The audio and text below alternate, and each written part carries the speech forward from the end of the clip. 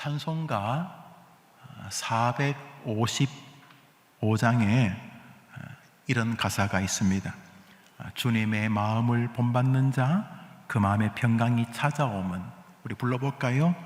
험악한 세상을 이길 힘이 하늘로부터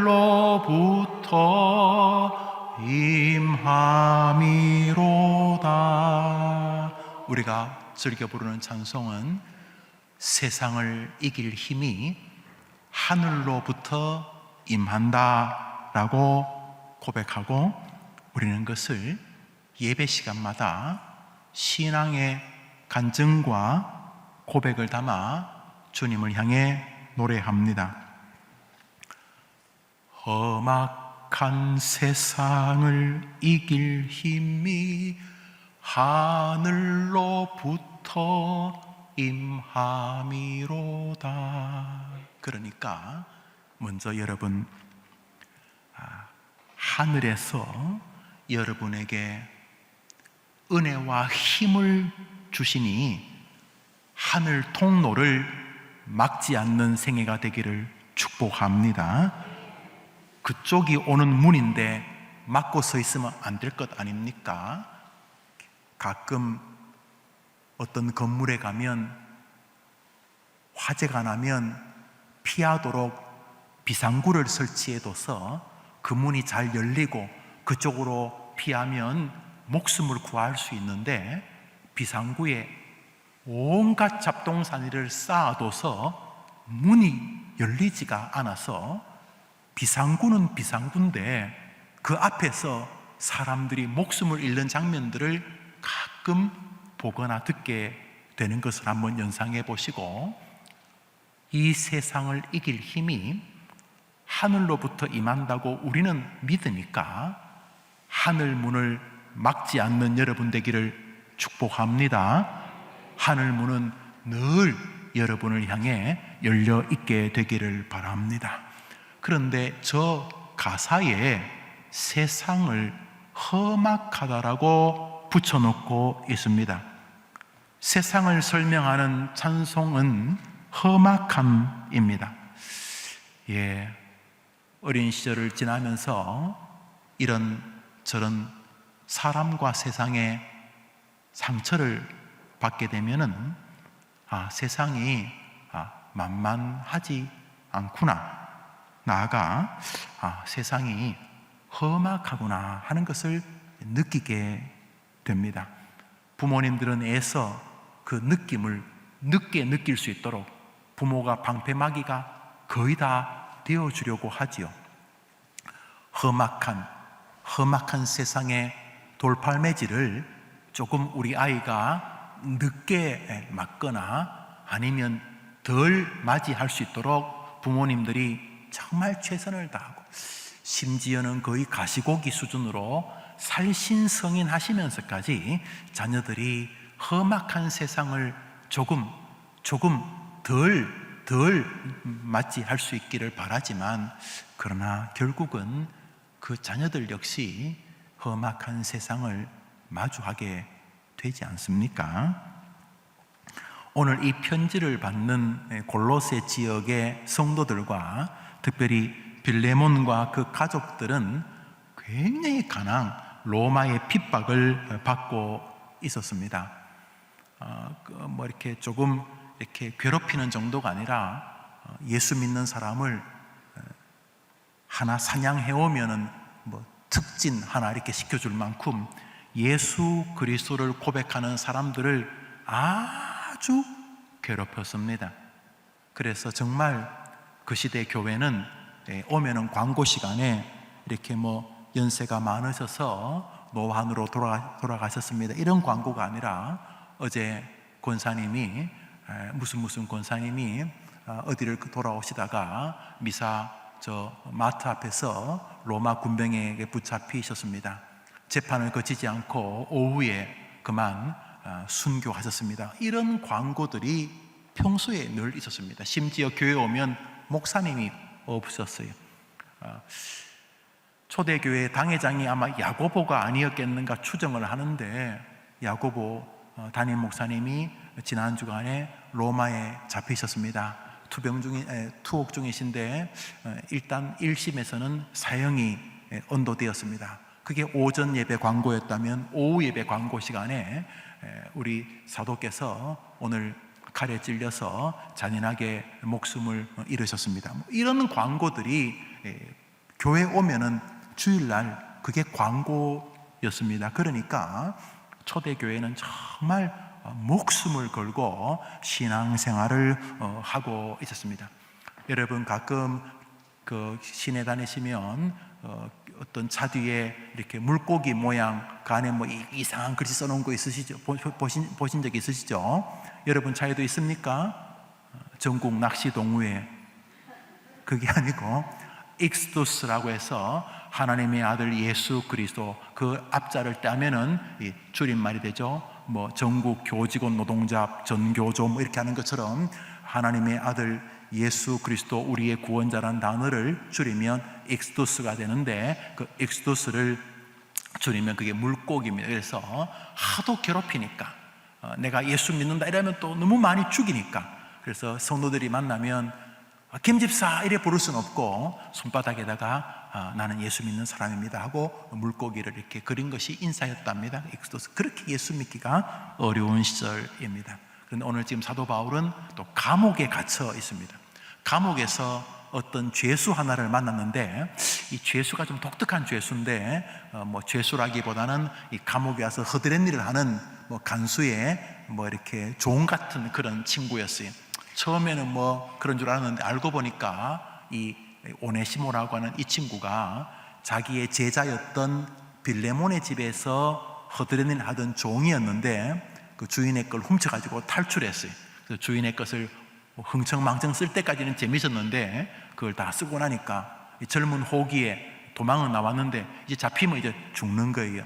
그래서 어떻게 해서 지하로 숨어들어서 간수하고 이렇게 신분을 속이고 간수의 뭐 종처럼 생활했던 것 같아요. 그러다가 감옥에 갇혀있는 바울을 만나면서 예수님을 알게 되고 성경 공부하면서 회심하게 되었습니다. 그런데 이 지금 오네시모는 신분이 도망 다니는 종입니다. 그 시대 로마는 종을 아주 엄하게 다스렸기 때문에 도망가면 일단 죽였습니다. 그러니까 잡히면 죽는 거예요. 그래서 이 바울이 자기의 오래된 제자였던 이 빌레몬에게 편지를 씁니다. 빌레몬이 아마 바울보다 나이는 좀 많았던 것 같습니다. 그 아들 아키뽀가 이미 든든한 용사였다고 하니까 그 빌레몬에게 편지를 쓰는 내용이 이 빌레몬서입니다. 그 편지의 주된 내용은 빌레몬을 향한 위로와 격려, 또 빌레몬의 그 삶의 칭찬. 빌레몬은 자기 집에 교회를 만들어서 암암리의 사람들을 양육하는 주님의 좋은 제자였습니다. 그 빌레몬의 집에 빌레몬을 격려하면서 오네시모를 용서해주고 오네시모를 받아달라, 그런 내용의 편지가 바로 이 서신이죠. 그럼에도 불구하고 빌레몬 역시 로마의 강력한 핍박을 피할 수는 없었습니다. 그 빌레몬의 집에 편지를 보내는 서두가 오늘 읽었던 본문 1절부터 3절입니다. 1절부터 3절의 핵심적인 요소는 3절에 담겨져 있습니다. 우리 빌레몬서 1장 3절을 읽어봅시다. 시작. 하나님 우리 아버지와 주 예수 그리스도로부터 은혜와 평강이 너희에게 있을지어다. 아멘. 험악한 세상을 이길 힘이 하늘로부터 임함이로다. 세상을 이길 힘이 빌레몬의 집에 임하기를 바라면서 편지를 쓰는 것이지요. 사도 바울은 로마의 핍박 안에 있는 빌레몬 집과 빌레몬을 통해서 세워지고 있는 골로새 교회에 편지를 쓰면서 너희들에게 그 무기가 그 힘이 그 힘의 원천이 있기를 바란다고 하면서 그 힘의 원천으로 소개하는 것이 바로 저 노란 글씨 은혜와 평강입니다. 사도 바울은 자기가 보내는 거의 모든 편지에 저것을 가장 먼저 기록하고 있습니다. 그것은 바울의 생각에 성도들이 세상을 이기는 모든 힘은 은혜와 평강에서 온다는 확신 때문이었던 것이죠. 자기 생각에 살아보니까 저게 진짜 무기다.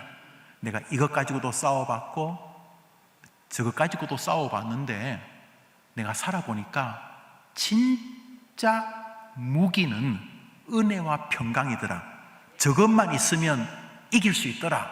이런 생각 때문에 그는 지금 아주 간악한 고통을 겪고 있는 빌레몬 가정에 편지하면서 오네시모를 부탁하기 전에 진심으로 힘을 불어넣어 주는데, 그것은 너희들에게 은혜와 평강이 있기를 바란다는 내용입니다. 지금 빌레몬서에만 나오는 내용이 아닙니다. 고린도전서를 읽겠습니다. 읽읍시다. 시작. 하나님 우리 아버지와 주 예수 그리스도조차 은혜와 평강이 있기를. 에베소서입니다. 시작. 하나님 우리 아버지와 주 예수 그리스도조차 은혜와 평강이 너희에게 있을지어다. 사실 지금 두 개의 성경만 썼습니다만 골로새서도 마찬가지고요. 바울의 서신은 대부분 저 내용으로 시작합니다. 은혜와 평강이, 은혜와 평강이, 은혜와 평강이. 왜 바울이 저렇게 모든 서신에서 편지를 받는 수신자들이 은혜와 평강이라는 힘을 누리기를 권면하고 있습니까? 말씀드렸듯이 이 탁월한 하나님의 사람이 자기의 삶의 임상실험 결과, 그리고 성경의 교리 결과 은혜와 평강이 성도가 이 땅을 이기는 원천이었기 때문입니다. 그것이 무엇이든지 간에 우리 해림교회 성도님도 은혜와 평강의 주인공 되기를 축복합니다. 은혜라는 이 그레이스, 헬라어로 카리스라고 하는 은혜는 선물입니다. 그것도 값없이 주는 선물입니다. 내가 이렇게 100원어치 열심히 일해서 100원 받는 건 은혜가 아닙니다. 100원어치 일했는데 집을 한 채 주는 게 은혜입니다. 심지어 몸이 아파 출근도 못했는데 병원에 누워있는데 그달 보너스의 3배를 주는 것입니다. 보너스라는 게 일을 해야지 격려하는 거 아닙니까? 일도 안 했는데 3배나 5배를 줍니다. 그런 걸 은혜라고 부릅니다. 열심히 달려서 1등에서 면류관을 받는 것은 은혜가 아닙니다. 열심히 달리다 중간에 넘어졌는데 다리가 다 부러졌는데도 1등 면류관을 주는 것을 은혜라고 부릅니다. 아이가 열심히 공부해가지고 자기의 노력으로 최고의 성적을 탄 것도 그것도 나름대로 은혜라고 하지만, 아이가 병약하고 아프고 교과서는 불타고 시험 전날 집안에 홍수가 나가지고 집이 다 또 내려가고, 그래서 학교도 겨우겨우 등교해가지고 시험을 쳤는데 아이가 의지할 것은 자기가 믿는 하나님밖에 없었어.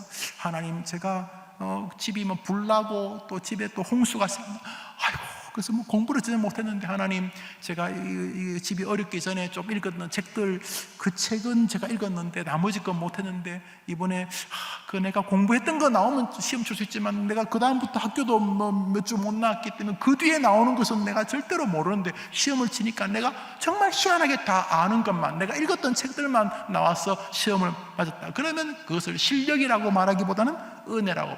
은혜는 그래서 원어적으로는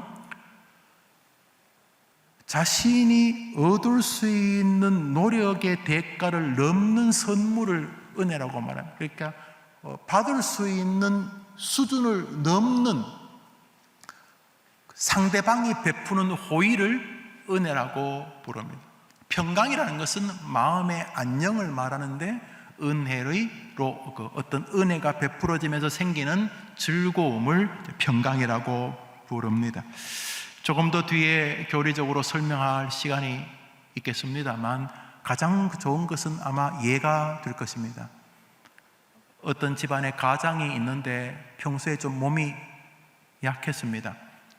결혼 전부터 조금씩 약했는데 아이가 초등학교쯤 갈 때쯤이면 이 아버지 몸이 아주 많이 약해졌습니다. 그런데 먹고 살아야 되니까 일을 할 수밖에 없고 병원에서는 좀 쉬라고 하지만 그럴 여력이 없었습니다. 그래서 일하는 동안 조금씩 몸이 더 심해졌는데 안타깝게도 그 초등학교 입학한 지 얼마 되지 않은 아들에게도 비슷한 증상이 나타났습니다. 이거 너무 어려운 것입니다. 그래서 우선 나는 나지만 애는 고쳐야 되겠다는 생각 때문에 이제 은행권에 좀 돈을 빌리게 됐습니다. 대출을 한 거죠. 근데 시간이 지나면서 또 그것이 어려움이 있으니까 이제는 제2, 제3 금융권에서 돈을 빌렸으면 아이가 이렇게 치료를 하는데 이 중요한 병은 또 이렇게 저렴하게 보험도 안 되고 그래서 이 부모가 노력을 하면서 나중에는 사채까지 정말 치료비가 천문학적으로 들어가지고 치료하게 됩니다. 나중에는 부모가 이렇게 생활보호 대상자가 되면 약간 혜택을 더 볼 수 있는 게 있다 그래가지고 자기가 그 병약한 몸으로 직장 다니면서 얻는 샐러리보다 병원비가 더 많이 들어서 결국 직장을 그만두고 이렇게 아르바이트 비슷하게 조금씩 한두 시간 일하면서 아이를 키우게 되었습니다. 그렇지만 이제 돈을 빌려서라도 치료하니까 아이와 자신에게 조금씩 차도는 있게 되었습니다만 빚 독촉과 또 빚이 가지고 있는 그 무거운 채무감이 있잖아요. 그로 인해서 가족 모두는 힘겨워지고 또 고통스럽고 괴로운 삶이 이어졌습니다. 돈을 이렇게 빌려서라도 치료를 하니까 조금씩 아이와 자기 몸은 좋아지고 있는데 그렇지만 이게 또 좀 더 시간도 필요하고 또 재정적인 압박이 많이 힘들어서 그런데 참 우연히 그 소식을 이렇게 알리려고 한 것도 아닌데 그 소식을 알게 된 어린 시절 고향 교회에서 같이 했던 친구가 그 소식을 들었습니다. 그 친구 소식을 자세히 들은 그 친구가 자기 재산 일부를 정리해서 그 친구의 그 병원과 관련되어진 빚을 모두 갚아 주었습니다. 그리고 자기 은사에게 부탁해서 그 사람이 일할 수 있는 직장도 알선해 준 것입니다. 말 그대로 그 친구에게 은혜를 입은 것입니다. 그래서 그토록 마음에 짐이 되고 힘겹게 하던 빚 독촉에서 풀려나게 되었습니다. 모든 빚을 다 정리하고 더 이상 빚에 또 빚을 지고 이런 막 이자에 이자가 더해지고 막 이런 이 빚을 그 친구를 통해 다 정리한 그 밤에 그 가족은 정말 오랜만에 가족 전체가 웃으면서 평안한 마음으로 잠들 수 있었습니다. 그 밤에 가족에게 평강이 밀려왔습니다. 이게 은혜와 평강의 관계입니다. 평강은 은혜의 결과인 것이죠. 사도 바울은 성도들이 은혜와 평강을 잘 붙잡으면 감옥에서도 이기는 것을 체험했던 것입니다.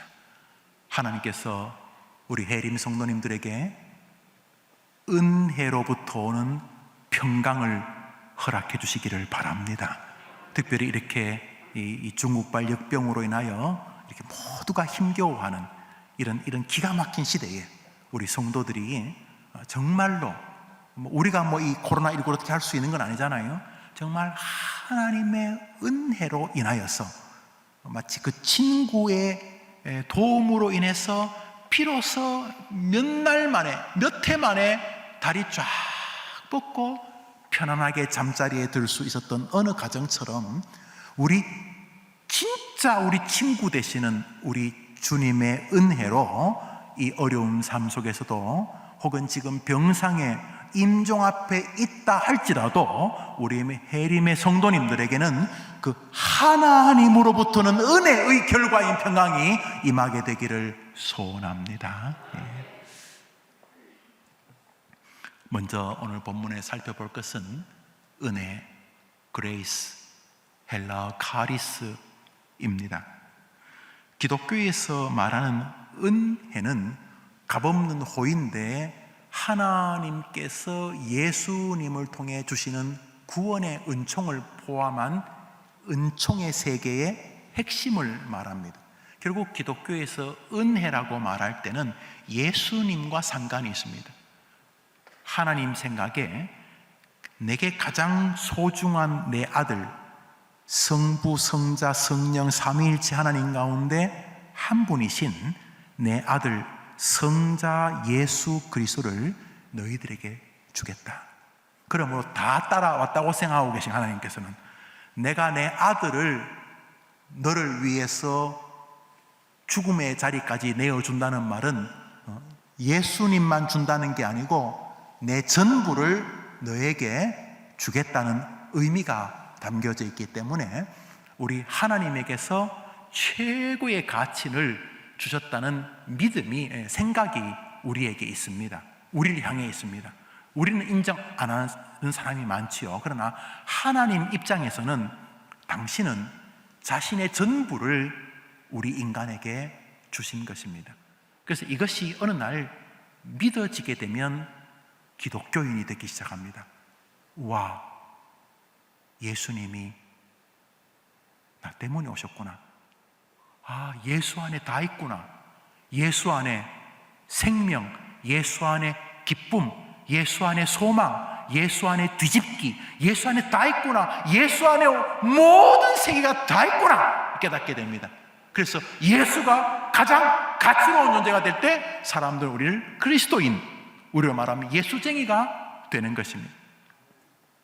성경 말씀 읽습니다. 고린도전서 1장입니다. 시작. 그리스도 예수 안에서 너에게 주신 하나님의 은혜를 인하여 내가 항상 하나님께 감사합니다. 노란 글씨 읽어볼까요? 시작. 그리스도 예수 안에서 너에게 주신 하나님의 은혜, 줄이면 예수를 통한 하나님의 은혜. 결국 기독교에서 은혜라는 것은 하나님 생각에 우리가 그걸 믿어야 되고 따라야 되겠지만 우리 생각은 잠시 멈춰두고 하나님 생각에 인간에게 최고의 선물을 주신 것이 그리스도인 것이죠. 한번 따라합시다. 모든 좋은 것이 그리스도 예수 안에 있다. 그러니까 예수님만 달랑 오신 게 아니라 예수님 그 자체가 보배일 뿐만 아니라 예수 안에 모든 것을 담아두신 것이며 모든 것을. 여러분은 누구를 통해 구원받습니까? 예수님. 여러분의 마음에 기쁨을 주는 것은 누가 주시는 것입니까? 예수님. 여러분이 무언가 필요한 것이 있으면 누구를 통해서 하나님께 구합니까? 무슨 말인지 모르시나요? 예수님이라고 말하면 무조건 100점입니다.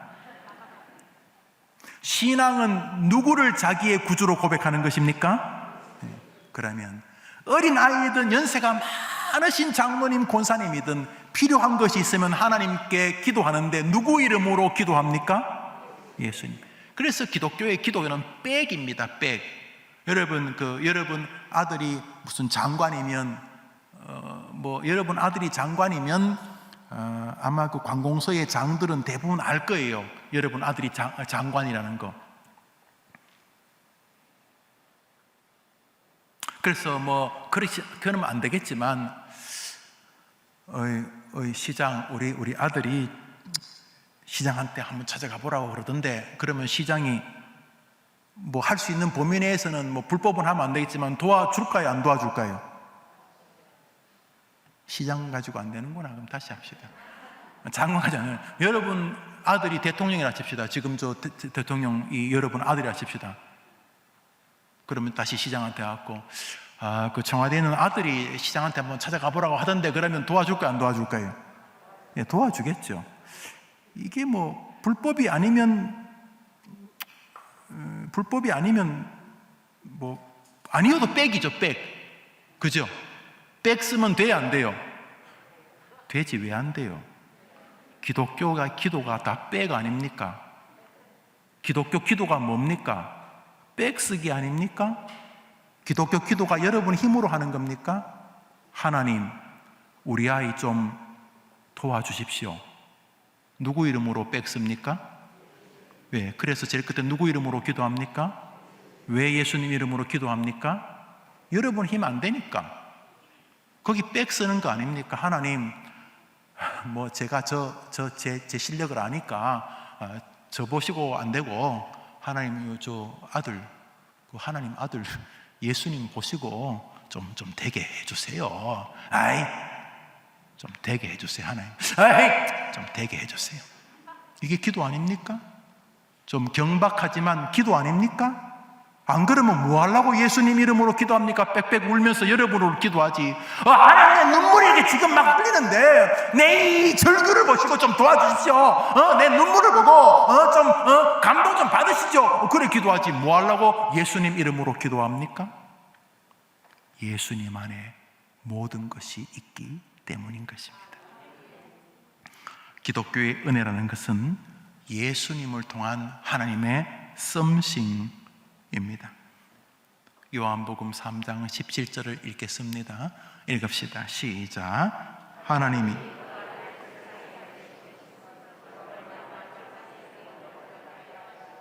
사랑하는 여러분, 모든 기독교의 은혜는 바로 예수님과에 대한 관계, 혹은 예수님에 대한 태도, 혹은 예수님에 대한 믿음과 상관이 있습니다. 그러므로 예수님을 하나님이 내게 값없이 주셨다는 이 은혜를 인식하지 못하면 기독교인들의 평강은 대부분 짝퉁입니다. 모조품일 가능성이 높습니다. 왜냐하면 평강은 은혜의 결과이기 때문입니다. 은혜가 믿음의 시작입니다. 하나님께서 우리에게 주신 최고의 은혜인 예수 그리스도에 대한 인지, 인식, 고백, 믿음, 수납, 수용, 받아들임이 그 뒤에 올 평강을 불러일으킵니다. 그러므로 은혜가 없이 평강은 오지 않습니다. 그 친구가 은혜를 베풀어서 빚을 갚아주기 전까지 그 가족은 아무리 평강을 노래해도 평강이 오지 않습니다. 개그 프로그램을 보고 가족들이 다 깔깔깔 웃어도 프로그램이 끝나면 다시 무거운 빚독촉의 짐이 오는 것입니다. 맛있는 음식을 어쩌다가 구해서 먹을 때는 즐겁지만은 음식 먹고 난다고 배부르다고 평강이 생기는 게 아닙니다. 빚 문제, 은혜가 임해야지만 되는 것입니다. 은혜가 임하면 평강이 따라오는 것처럼 예수 그리스도를 통하여 우리에게 주신 하나님의 은혜가 내 것으로 수납되어지면 평강이 임하게 되는 것입니다. 그러므로 죽을 때 예수에 대한 정리가 안 되고 죽는 기독교인은 진짜 불쌍한 기독교인입니다. 왜요? 평강, 안녕, 샬롬, 기독교의 행복은 은혜의 결과이기 때문입니다. 한번 따라합시다. 하나님께서 나를 사랑하셔서 당신의 독생자 예수님을 보내주셨다. 한번 더 합시다. 나를 사랑하셔서 예수님을 보내주셨다. 한 번 더 합시다. 내가 예수님을 찾은 것이 아니라 예수님이 나를 구원해 주셨다. 한 번 더 합시다. 예수님이 나를 구원해 주셨다. 하나님이 여러분을 사랑해서 예수님을 보내 여러분을 구원하신 줄 믿습니다. 바울이 어느 날 이게 믿어지기 시작했습니다. 그 안에 은혜가 교리적으로 생기기 시작했습니다. 나 같은 죄인 살리신 존 뉴턴 노예상이고 또 자기가 직접 노예가 되어 팔리기도 했던 존 뉴턴이 이 은혜를 깨닫자 어메이징 그레이스, 이 얼마나 놀라운 은혜인가, 어메이징 그레이스를 그가 고백하게 됩니다. 여러분, 그 뒤에 평강이 따라오는 것입니다. 사도 바울이 감옥에서도 그의 영혼의 미소를 누구도 못 막았습니다. 감옥에서 거의 개 패듯이 패가지고 던져놨는데 정신을 차리자 바울은 그의 제자 실라와 함께 감옥에서 찬송하기 시작합니다. 이게 그냥 만용이나 호기가 아닙니다. 은혜의 결과, 자신의 빚을 친구가 갚아준 것이 자신의 삶에 다리 두 쫙 뻗고 그 밤에 한없이 평강으로 잠들 수 있는 것처럼 사도 바울에게 스데반 집사님을 돌로 쳐 죽인 나 같은 인간을 위해 하나님이 예수님을 보내주셨다. 그 예수님이 나를 구원하기 위하여 십자가에 죽으신 하나님의 나를 향한 선물이시다. 할렐루야. 이 은혜가 밀려오자 감옥도 이겨내기 시작합니다.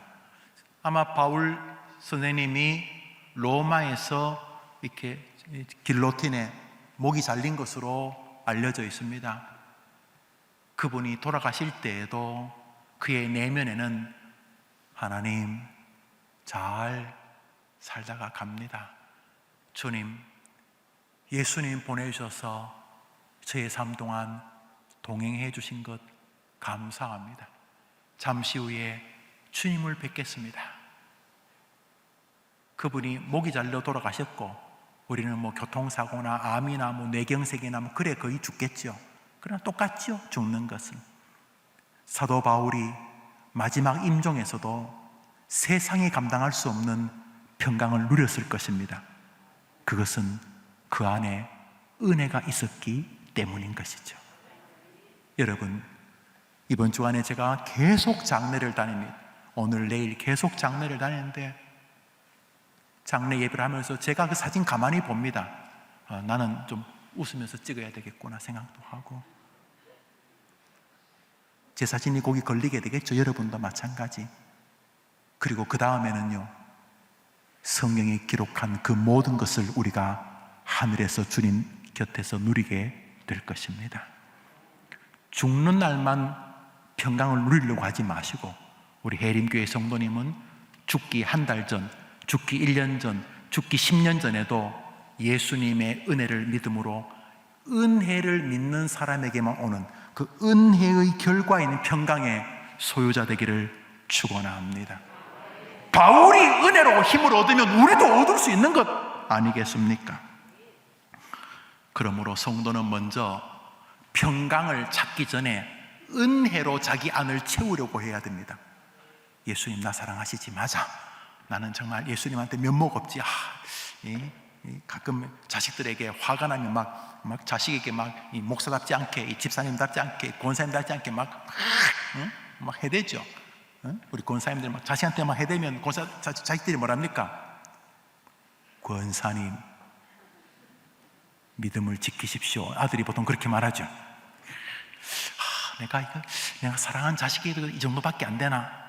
그 정도밖에 안 돼요, 여러분. 저도 그 정도밖에 안 돼요. 그때 우리는 핑계하자는 게 아니고 내가 이 정도밖에 안 되는 인간이구나. 그래서 나를 구원하려고 하나님이 예수님을 보내주신 것이구나. 예수님을 보내주신 하나님의 은혜가 여러분을 채울 때 여러분에게는 약 먹어도 오지 않는, 아무리 좋은 것을 가져도 누릴 수 없는 샬롬, 에이레네 평강이 여러분에게도 임하는 줄 믿으시기 바랍니다. 하나님을 믿으십시오. 은혜 뒤에 평강이 온다는 것을 인정해 보십시오. 그리고 약이나 술이나 뭐 담배나 이런 것으로 담배가 말이죠, 니코틴이요, 답답할 때 약간의 그 평강을 주지요. 누가 아멘 그러는 거예요? 그 가짜예요. 평강 아니에요. 화나니까 이 니코틴이나 이런 것들이 또 약간의 약간의 그 메커니즘이 약간의 그러면 뭐 평강이라고 모조품이긴 하지만 또 약간의 약물의 효과는 있죠. 그러나 근원적인 평강이 옵니다. 한번 더 합시다. 평강은 은혜의 결과이다. 자꾸 평강을 하기에 마약하고 안 그래도 됩니다. 은혜를 붙들고 은혜를 내 것으로 만들면, 은혜가 뭐예요? 하나님이 날 위해 예수님 보내주셨다. 말만이 아니라 내 마음이, 내 생각이, 내 영혼이 그래서 예수님 이름으로 기도하는 거구나. 그래서 자꾸 목사들이 끝에 예수 이야기하는 거구나. 그래서 그 레위기 그 수많은 제사가 그 예수 죽는 이야기 그 샘플이구나. 하나님은 예수님이 되게 자랑스럽구나. 예수님 주고 다 줬다고 생각하고 계시는구나. 나 예수 믿는 거 맞나? 이래서 예수님으로 통한 은혜를 여러분이 자꾸 점검하고 그것을 여러분으로 그릇으로 만드는 동안 여러분 안에는 세상이 줄 수 없는 평강을 하나님이 선물로 주시는 줄 믿습니다. 십자가에 못 박혀 죽으신 예수 그리스도를 구주로 온전히 믿는다. 주변 사람이 뭐 목사님 그런다고 믿는 것도 아니고, 주변 사람이 뭐 집사님, 장로님 그런다고 내가 믿는 거 아니에요. 내 마음에 내가 다른 방법으로 구원받을 수 있으면 예수님 죽을 리가 없잖아. 사도신경 1000번 외우라, 뭐 성경 1000번 써라, 뭐 아니면 뭐 집을 팔아, 뭐 구제하고 산으로 들어와서 무슨 수도사가 되라, 뭐 그럴 텐데 주님은 그렇게 안 하고 예수님을 보내주셔서 나를 구원하시려고 하시는구나. 예수님이 그렇게 능력 있고 큰 존재인가? 이렇게. 그리고 하나님이 나를 사랑해 예수님이셨구나. 이 예수님과의 관계를 정돈하는 이 기독교의 은혜가 내 것이 되면 될수록 오늘 직장과 오늘 학급과 오늘 병상에서 성도는 평강의 소유자가 되는 줄 믿으시기 바랍니다. 그 은혜, 그 예수님과의 분명한 교리적 은혜, 예수님을 자기의 구주로 믿는 은혜, 부모님이 교회 다니고 3대, 5대 예수 믿는 그런 이야기 자랑하지 말고 내가 나의 구주를 예수님으로 알고 하나님이 내게 주신 선물이 최고가 그거라는 걸 알고 왜 예수님을 주신 거지? 그랬구나. 예수님이 내 안에 계시는구나. 예수님만이 구원자시구나. 예수 안에 모든 게 있구나. 이렇게 예수를 자기의 온전한 구주로 받는 은혜가 채워지면 채워질수록 평강이 여러분을 따라다니는 줄 믿으시기 바랍니다. 그러므로 은혜가 임할 때 오는 평강은 우리가 끊임없이 은혜를 사모하게 하는 선하신 주님의 격려의 도구라는 것을 알 수가 있습니다. 사람을 죽이는 자리에 한 사람이 서 있었습니다. 오늘 읽는 사도행전에는 스데반 집사님이 나오는데 거기 또 한 사람의 이름이 실명으로 등장합니다. 이제 두 사람을 생각합니다. 사도행전 7장을 읽읍시다. 시작. 스데반이 성령 충만하여 하늘을 우러러 성 밖으로 내치고 돌로 칠세 증인들이 옷을 벗어 사울이라는 청년의 발 앞에 두니라. 그들이 돌로 스데반을 치니 스데반이 부르짖어 이르되 주 예수여 내 영혼을 받으시옵소서 하고 무릎을 꿇고 크게 불러 이르되 주여 이 죄를 그들에게 돌리지 마옵소서. 이 말을 하고 저기 앞구절에 성령 충만하여 하고 제일 끝에 잔이라.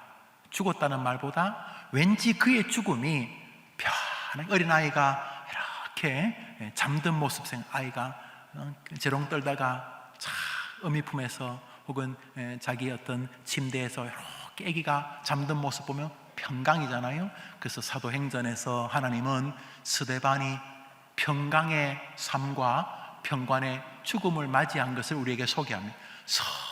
돌에 맞으면서도 사람들이 저거 뭐지?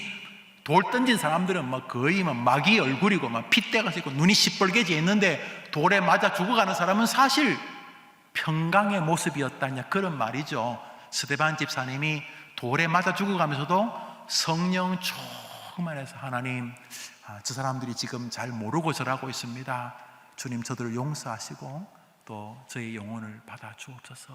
잠시 후에 주님 뵙겠습니다. 그러면서 이제 죽는데 성경은 스데반이 죽었다고 말하지 않고 잔이라, 그러니까 평온한 모습입니다. 샬롬이 이어지고 있습니다. 샬롬을 신약 성경으로는 에이레네라고 부르는, 샬롬은 히브리 말인데 그 에이레네 샬롬은 같은 말이죠.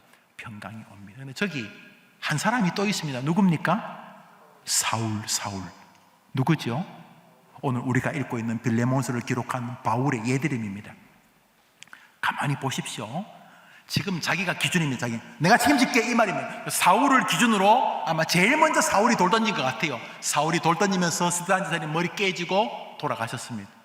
한 사람이 죽는 아주 처참한 자리에 사울이 바로 그 현장에 서 있었습니다.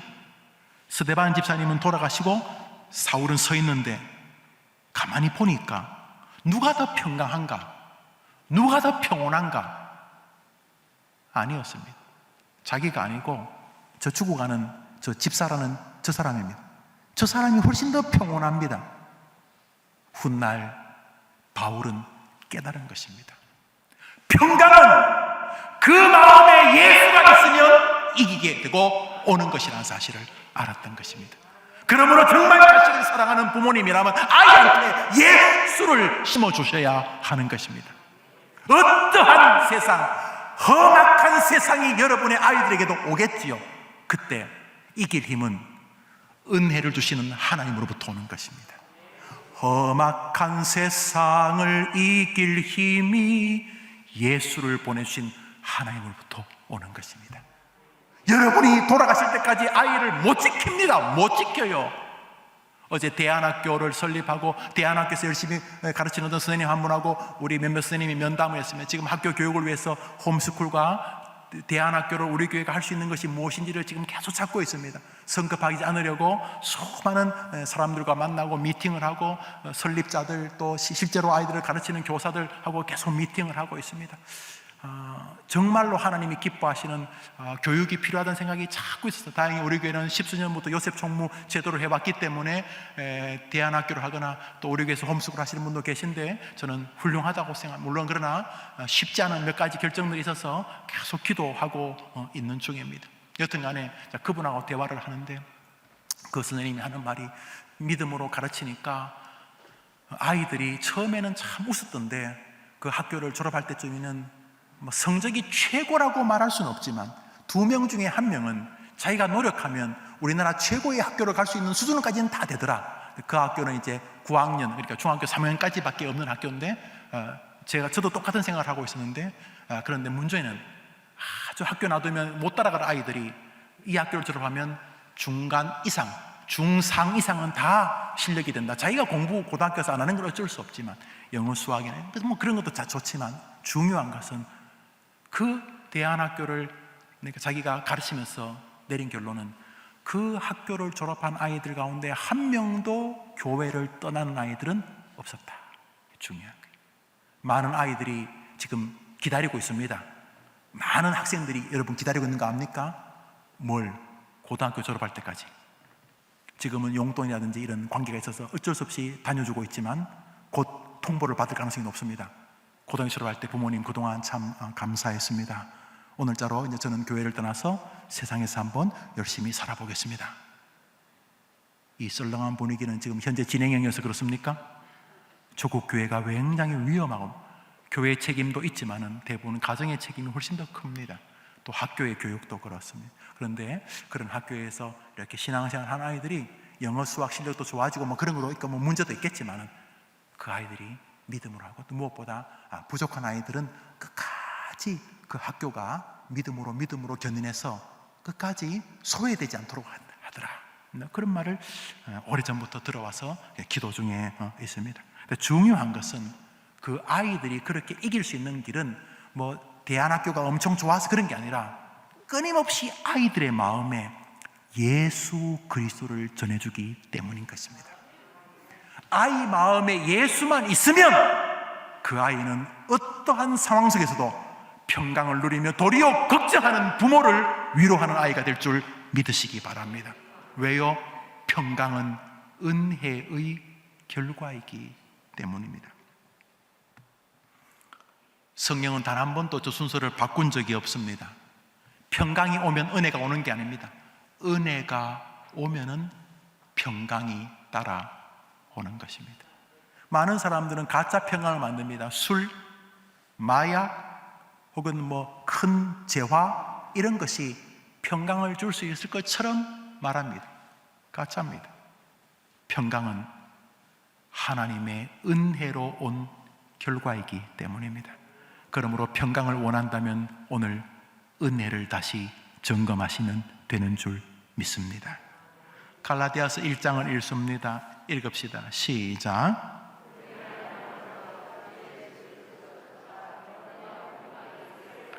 지금 에베소서, 고린도서서, 또 고린도전서를 읽었지 않습니까? 갈라디아서도 읽고, 지금 갈라디아서도 똑같이요. 은혜와 평강이 너희에게 있기를 바란다. 저 순서가 안 바뀝니다. 순서 중요합니다. 평강만 추구하며 교회 생활하면 망합니다? 아닙니다. 교회에서 좀 열심히 하면 박수 쳐줄 수 있습니다. 목사도 아이고 참 집사님 수고하셨습니다. 아이고 목사님 수고하셨네요. 박수 주고 격려하고 칭찬해 줄 수 있습니다. 그러나 핵심은 아닙니다. 정말 평강은 예수님의 은혜를 붙잡을 때 오는 결과이기 때문입니다. 그러므로 예수가 자기 예수가 아니면 교회 생활은 정말 이 종교적 라이온스 클럽 같은 것입니다. 이거 굉장히 불행한 것입니다. 그렇지만 목사님 너무 이렇게 한쪽으로 치우치나요? 무슨 말입니까? 아니 바울 서신만 그런 거 아닙니까? 바울 서신만 말하면 바울은 그런 신학을 가질 수 있지만요, 아니요, 아닙니다. 베드로서를 읽습니다. 베드로서 읽습니다. 읽읍시다. 시작. 예수 그리스도의 종이며 사도인 시몬 베드로는 보배로운 믿음을 우리와 함께 받은 자에게 편지하노니 하나님과 우리 주 예수를 알므로. 바울만이 이런 신앙을 가지고 있지 않았습니다. 예수님과 함께 동거식 동구숙했던 제자, 일명 자타가 동의하는 이 수제자, 가톨릭은 좀 넌센스입니다만 초대 교황이라고 말하는 바울, 베드로조차 머릿속에 세상을 이기는 힘은 은혜와 평강의 결과라고 믿었던 것입니다. 여러분과 특별히 여러분의 후손들, 저와 우리 교회가 깊이 관심 있는 우리 아이들, 우리 다음 세대들, 어린이들이 은혜와 평강의 주역이 되기를 축복합니다. 우리 함께 그 일을 해야 됩니다. 그러므로 예수 그리스도를 진심으로 하나님의 선물이요 은혜라고 믿는 사람은 초막이나 궁궐이나 그 어디나 평강의 하늘나라가 되는 줄 믿습니다. 많은 사람들이 감옥에 있을 때에 겁에 질려 죽어가더랍니다. 이것은 한때 이 민주화 운동, 또 정부와 쿠데타를 일으키는 일명 좌파 운동을 하던 김진홍 목사님의 그 글에 나오는 내용, 요즘은 또 반대로 또 우파의 인물로 알려져 있던데, 젊을 때 좌파인 것이 정상이고 늙어서도 좌파면 위선자다 이런 말을 하시던 것 같아요. 그건 그분 생각이지만 하여튼 간에 김진홍 목사님은 젊을 때는 이제 청계천에서 빈민운동하다 감옥살이를 하셨는데, 이분의 글에 나오는 새벽을 깨우려다는 책에 이분이 감옥 생활을 하는데, 감옥에 이제 그때 이제 군사 정권 시절이니까 서슬퍼럴 때 아닙니까? 감옥에 이렇게 있는데 감옥에서 많이 죽었답니다. 특히 서울대 나온 학생들이 막 민주화 운동하는데 감옥에서 막 고춧가루 먹이고 이러다가 이렇게 고통 나고 또 장애까지 입고 이렇게 그렇게 되는데, 가만히 보니까 그 감옥 생활에서 그래도 빛을 발하는 사람들은 예수 믿는 사람들이었다 그러더라고요. 할렐루야. 저는 많이 봤습니다. 진짜 예수 믿는 사람은요, 섞어놔도 빛이 있습니다. 왜냐하면 그들에게는 은혜의 소망이 있기 때문입니다. 기도할 수 있는데 왜 염려하십니까? 이 뭔 말입니까? 누구 이름으로 기도하는데요? 우리는 빽이 있습니다. 예수 그리스도. 그러므로 은혜가 우리 아이들에게 심어지면, 비록 초등학생밖에 안 되어서도, 유치원 아이밖에 안 되어도 그 아이들이 자기 예수님을 알게 되면 그 아이는 평강의 소유자가 되는 줄 믿으시기 바랍니다. 여러분도 마찬가지입니다. 사도 바울은 지금 감옥에 있습니다. 그 감옥에서 평강을 누리기 때문에 감옥에서도 다른 사람을 격려하며, 지금 내 코가 썩지 않는데, 아니요, 감옥에서 오네시모 성경 공부시키고 오네시모가 회심합니다. 그래서 빌레몬에게 말을, 얘는 내 아들이다, 진짜 너한테 안 보내고 싶다, 내가 너무 잘 키워서 얘 평생 두고 싶다 라고 하는 제자를 양육합니다. 그리스도인이 된 것입니다. 그리고 이 아이를 다시 주인에게 돌려보내면서 양 관계를 회복시켜 줍니다. 이 오지랖이 넓은 것일 수도 있지만 이 평강이 주는 힘입니다. 이 감옥에서 어떻게 평강이 옵니까? 바울은 그 안에 은혜가 있었기 때문인 것입니다.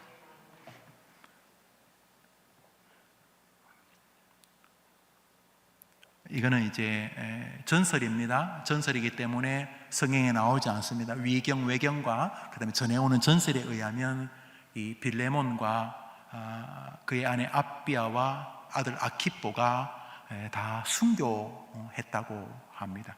그런데 그 종 도망갔던 오네시모는 훗날 에베소 교회 감독, 그 지역 전체를 하는 목사가 되었다고 합니다. 근데 이 아키뽀가, 빌레몬은 이제 돌아가시고 순교하시고, 아키포가 복음을 전하다가 잡혀서 순교하려고 할 때에 이 오네시모가 변호를 하게 됩니다. 전설입니다. 전설에서 내 주인의 아들 아키포는 신실한 사람이라고 로마 앞에 변호를 하다가 너도 죽어라 그래갖고 아키포와 함께 손을 맞잡고 이제 순교했다, 이런 전설이 있습니다. 뭐 그렇든 안 그렇든 이 죽음 앞에서도 담대하게 믿음의 사람을 변호할 수 있는 평강이 오네시모에게도, 주님을 위해서 살고 주님을 위해서 기꺼이 죽을 수 있던 빌레몬과 그의 아들 아키포에게도 있었습니다. 왜요? 그들 안에 은혜가 있었기 때문인 것입니다. 은혜라는 것은 예수 그리스도에 대한 믿음입니다. 한번 더 합시다. 하나님이 나를 사랑해 예수님을 주셨습니다. 믿으시지요? 한번 더 합시다. 내 안에는 전능하신 예수님이 계십니다. 우리 찬송 한 장 하겠습니다. 438장 한 절 하겠습니다.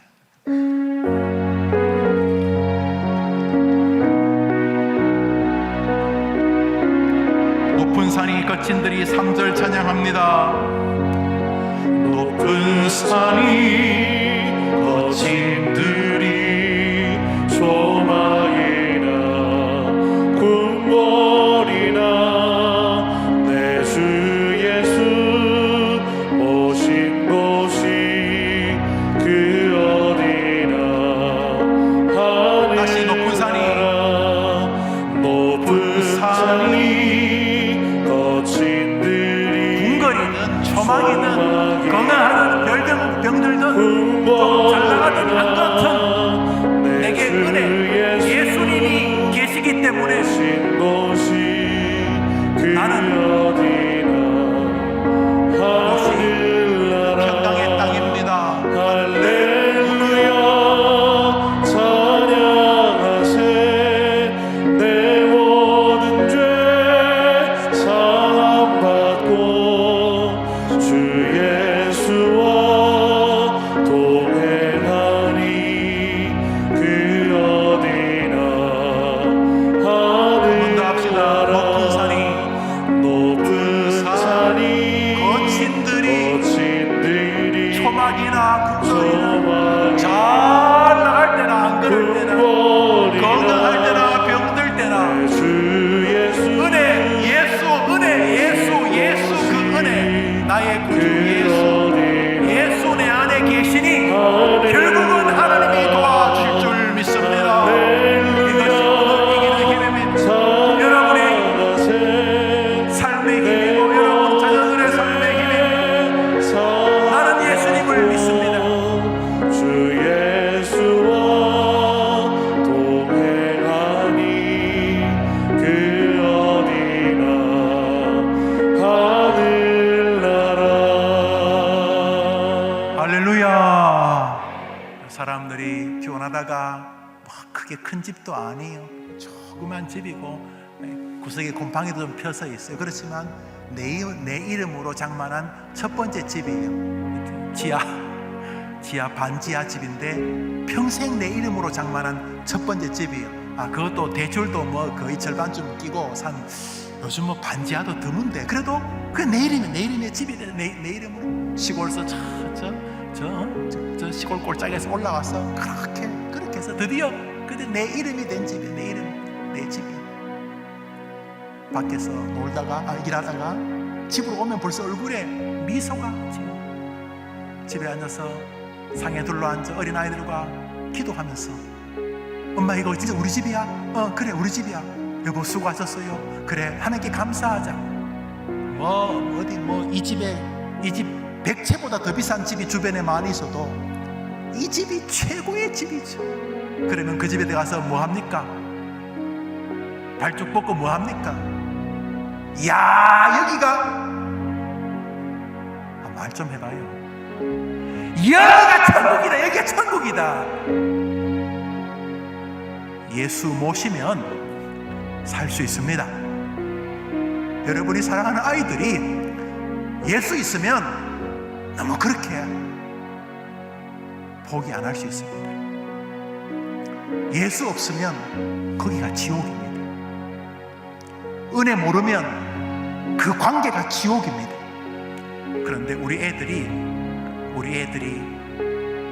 하나님의 은혜이신 예수님을 알게 되면, 이야, 여기가 천국이다, 그렇게 될 줄 믿으시고, 여러분만큼이나 여러분의 아이들, 손자, 손녀들이 하나님의 은혜이신 예수님을 자기의 구주로 모시도록 기도하시기를 바랍니다. 할렐루야. 평강은, 그리스도의 평강은, 예수쟁이의 평강은 그 은혜 뒤에 오기 때문입니다. 너희들에게 은혜와 평강이 있을지어다. 우리 찬송 한번 부르고 오늘 축도를 마치겠습니다.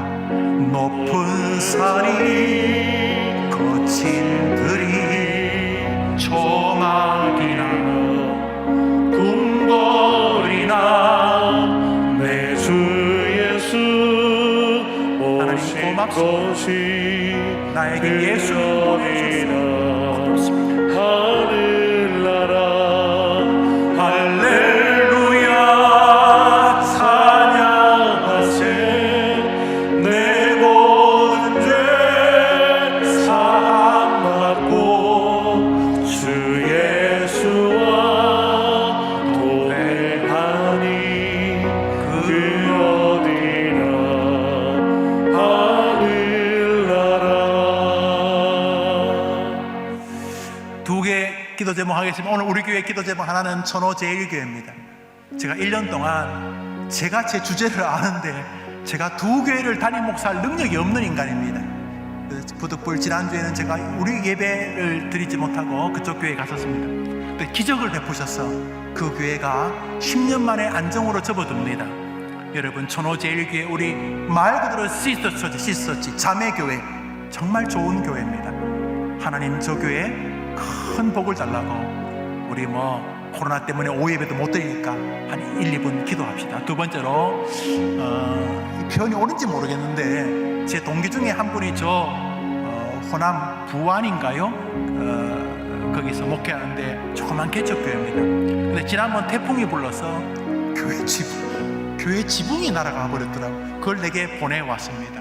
그래서 여러분 가운데 어려운 교회를 돕고 싶은 마음이 있으면 제게 말씀하셔도 좋고, 제게 말해도 좋고, 우리 목사님에게 한 교회가 아주 어렵다고, 보니까 이 조그만 개척교회가 지붕이 날아갔으니까 이게 종탑이 완전히 싹 구겨져가지고, 야, 저거 어떡하나 싶더라고요. 그래서 여러분 기도하다 좋은 마음이 있으면 몇만 원도 좋고, 이렇게 여러분 마음을 모아서 부안에 있는 한 교회를, 저 호남인데 호남에 있는 한 교회를 좀 도와주셔도 좋겠습니다.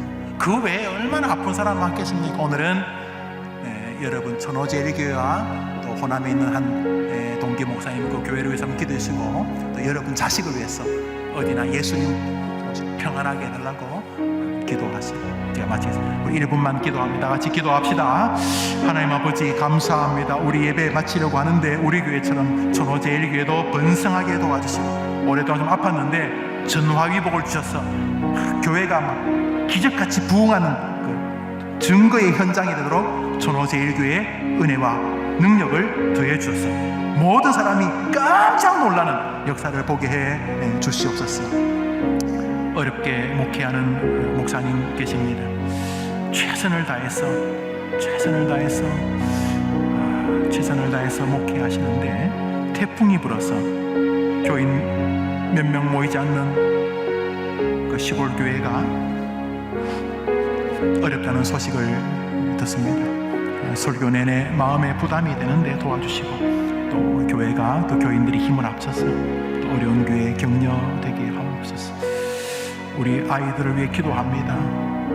과거 어른들은 보도도 못했던 것들을 보고 생각지도 못했던 것들을 생각하는 시절입니다. 정보는 많아지지만 고민과 고뇌도 많아지는 시절인 우리 아이들, 우리 영아, 유치, 아동, 청소년, 청년들 도와주시되 길은 예수님 오직 한 분밖에 없습니다. 수천 수만 가지 물음이 있고 질문이 있어도 답은 하나, 예수 그리스도 그분이십니다. 예수 백성의 우리 모든 해림교회 성도들이 이름을 올리게 도와주옵소서. 우리 교회가 여기까지 온 것 주님의 은혜입니다. 덩치만 크고 외형만 커지는 것이 아니라 정말로 한 분 한 분이 예수의 은혜로 인한 평강의 주역들 되게 하옵소서.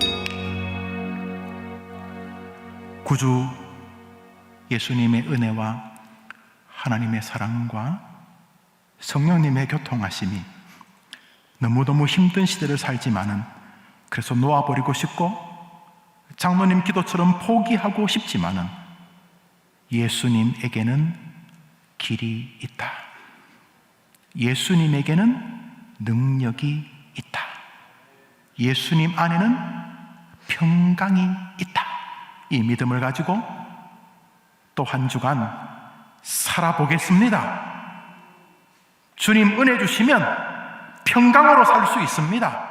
다짐하며 돌아가되 특별히 사랑하는 자녀들, 손자, 손녀들, 자신의 후손들, 우리 교회 주일 학생들이 그런 은혜의 사람으로 살기를 다짐하는 귀한 성도들의 모든 믿음의 여정과 해림교회 위에 고난을 당하고 있는, 그렇지만 회복의 길로 들어서고 있는 아름다운 천호제일교회와 태풍으로 피해를 입은 귀한 목사님 교회들 위에 영원토록 함께 있을지어다. 아멘.